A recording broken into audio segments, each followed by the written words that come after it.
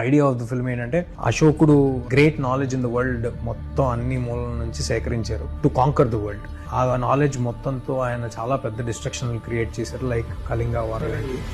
దాని తర్వాత ఇదంతా కరెక్ట్ కాదు అనుకుని ఆ నాలెడ్జ్ మొత్తాన్ని 9 పుస్తకాల్లోకి చేర్చి ఇది మళ్ళీ ఇంకెవ్వరికి దొరకకూడదు, అన్నీ ఒకటికి దొరికితే మళ్ళీ అంతటి డిస్ట్రక్షన్ జరిగే అవకాశం ఉందని చెప్పి ఆ 9 పుస్తకాలని 9 మంది యోధులకి ప్రపంచంలో ఎక్కడెక్కడో వేరే వేరే మూలల యోధులకి ఇచ్చి తరతరాలుగా కాపాడమని ఇవ్వడం జరిగింది అనే ఒక మిత్ ఉంది. ఇది ఎంతవరకు నిజం ఎంతవరకు ఫాల్స్ అని it's fantasy myth, fantasy point. నిజం కావచ్చు కూడా, కావచ్చు కాకపోవచ్చు.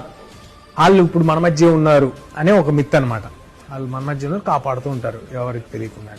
సో అలాంటి 9 గ్రంథాలని 1 by 1 ఒక వెరీ పవర్ఫుల్ సోర్స్ ఆ గ్రంథాలను తీసుకుంటూ అందులో ఉన్న పవర్ని తీసేసుకుంటూ ఒక మ్యాక్సిమా ఫోర్స్ లాగా రైజ్ అవుతూ ఉంటే ఈ స్పై వరల్డ్కి, ఆయన క్రియేట్ చేసిన స్పై వరల్డ్కి సంబంధం ఉన్న ఒక కుర్రాడు, బట్ వాడికి కూడా తెలియదు వాడికి సంబంధం ఉందని, వాడు దీన్ని ఆపడానికి ఏం చేశాడు, ఎలా తెలుసుకున్నాడు తన కథని, తనకున్న బాధ్యతను తను ఎలా తెలుసుకున్నాడు, దానికోసం ఎంత దూరం వెళ్ళి ఎలా ఆపాడు.